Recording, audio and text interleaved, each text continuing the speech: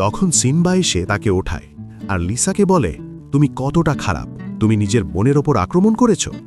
Lisa মনে বলে, আমি খারাপ? তাহলে তো তুমি খুব দয়ালু, কারণ যে মেয়েটাকে তুমি সাহায্য করছো তুমি এটাও জানো না তার তোমার বয়ফ্রেন্ডের সঙ্গে গোপন সম্পর্ক চলছে।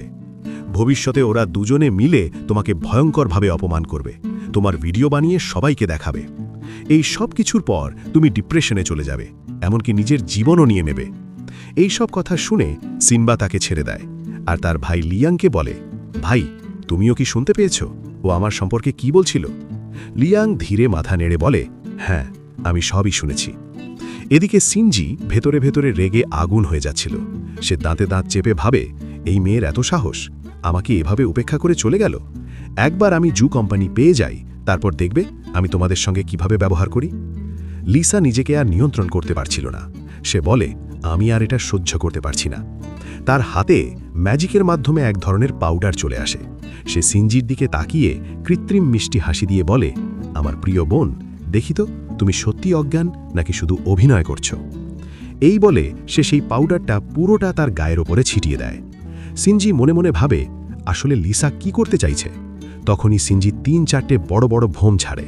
তার পাদের আওয়াজে এতটা জোরে শব্দ হচ্ছিল যে দূর থেকেও শোনা যাচ্ছিল। তখন লিয়াং আর সিনবা দুজনেই সঙ্গে সঙ্গে দূরে সরে যায়। চারদিকে ভয়ঙ্কর দুর্গন্ধ ছড়িয়ে পড়ে। সিনজি আতঙ্কিত হয়ে মনে মনে বলে, আমার সাথে এটা কি হচ্ছে, আমি নিজেকে কন্ট্রোল করতে পারছি না কেন। তার কথা শেষ না হতেই আবার জোরে শব্দ হয়। সিনবা তখন বলে, কি ভীষণ দুর্গন্ধ, এটা তো সহ্যই করা যাচ্ছে না। এই পরিস্থিতিতে লিসা ভেতরে ভেতরে সবকিছু উপভোগ করছিল। সিনজি আর অভিনয় ধরে রাখতে পারে না, সে উঠে দাঁড়িয়ে পড়ে। লিয়াং তখন লিসাকে জিজ্ঞেস করে, ওর ওপর তুমি কি ছিটিয়েছিলে? লিসা বলে, আমি ওর উপর একটা পিএনসি মেডিকেল পাউডার ব্যবহার করেছি। এটা মানুষের শরীর একদম পরিষ্কার করে দেয়। সহজ ভাষায় বললে এটাকে ফাট পাউডার বলাই যায়। এই বলে সে হেসে দেয়। তখন লিয়াং আর সিনবারও হাসি পাচ্ছিল। লিসা তখন বলে, এই ধরনের মানুষকে সামলানোর জন্য এই পাউডার একদম পারফেক্ট। সিনজি তখন রেগে লিসার দিকে এগিয়ে আসে। সেই সময় সবাই তার কাছ থেকে দূরে সরে যেতে থাকে, কারণ তার শরীর থেকে গন্ধ আসছিল। তখন সে আরও জোরে জোরে পাত দিতে থাকে। সিনজি তখন ক্ষিপ্ত হয়ে লিসাকে বলে, তোমার কাছে কি কোনো উপায় আছে এটাকে বন্ধ করার? লিসা বলে, ঘাবড়ানোর দরকার নেই, আমি একজন মিরাকেল ডাক্তার, অবশ্যই তোমাকে সাহায্য করতে পারি। কিন্তু আমার ফি তুমি দিতে পারবে তো? আমার চার্জ খুবই এক্সপেন্সিভ।